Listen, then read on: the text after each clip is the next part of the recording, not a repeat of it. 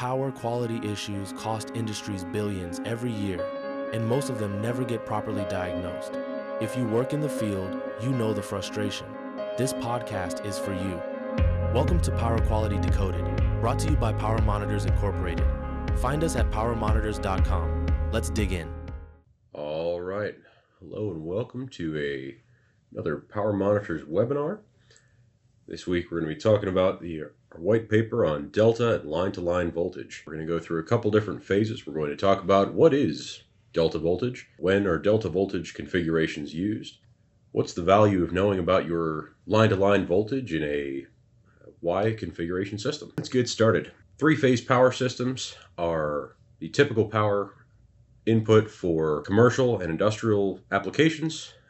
Unlike your single-phase power, which comes into a home, one live wire and one neutral, three-phase system delivers power on three live conductors with voltage that's 120 degrees apart.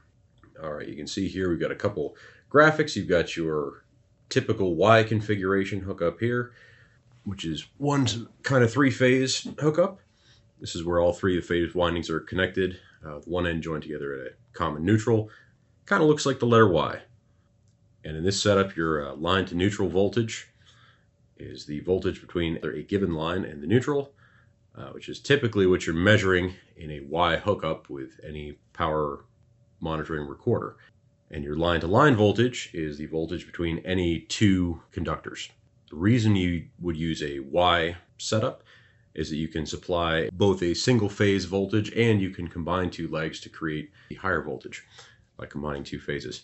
Delta voltage, also known as line-to-line voltage. Over here you got your three-phase delta setup. Now this is where all three your phase windings are connected in a closed loop, which is a triangle, which also looks like the Greek letter delta.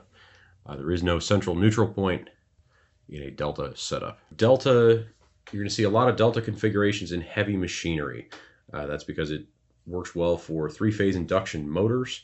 It provides higher starting torque for quite a bit of heavy machinery. All right, you're also going to see them a lot in power transformers. If you've got it, typically, you'd be setting up, if you've got a Y configuration system, you would hook up your recording monitor in a Y configuration, as we showed in those diagrams above. And if you've got a delta system, you would be hooking up a delta configuration because the calculations internally are going to be a little bit different. However, there are reasons you might actually care about the line-to-line voltage in a Y configuration system. Some of the things you can identify while you are analyzing a Y system are load imbalances and transformer anomalies. You got a transformer that's beginning to have issues, you're going to be able to diagnose this simply more effectively by looking at the line-to-line voltage. If you have phase issues, you're going to see dramatic changes in the delta voltages that you might not pick up on just looking at line to neutral voltages. So we have a handful of examples here of things you can find. Load imbalances, going to be looking at your phase angle as well as your voltage magnitudes, and that's going to create an asymmetrical vector diagram. So if you're looking at a vector diagram, you'd be able to see that, but if you're just looking at a strip chart recording, it's not going to be immediately obvious unless you were to look at the delta voltages. All right, we mentioned transformer issues earlier.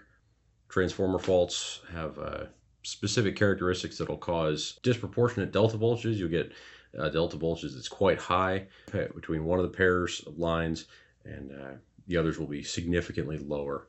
One thing you need to keep in mind is that if you do have a neutral, if you have a derived neutral in your delta system, you are going to want to take a look at the measurement there as well.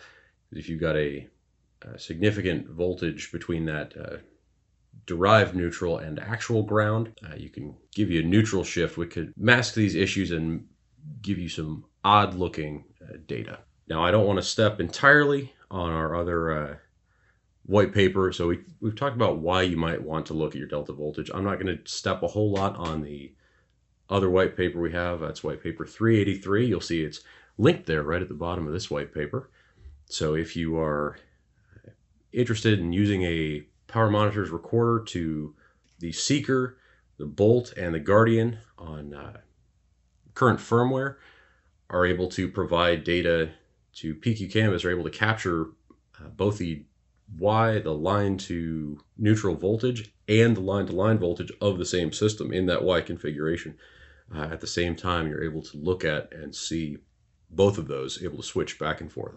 Oh, I should also mention that if you were to use PMI View to download a recording from a device that is not streaming to PQ Canvas, or if it's not in a place it can easily stream data, you could also download that recording off of the device with PMI View and upload it into PQ Canvas to take a look at those delta voltages. All right, well, thank you for joining us, and we'll see you next time.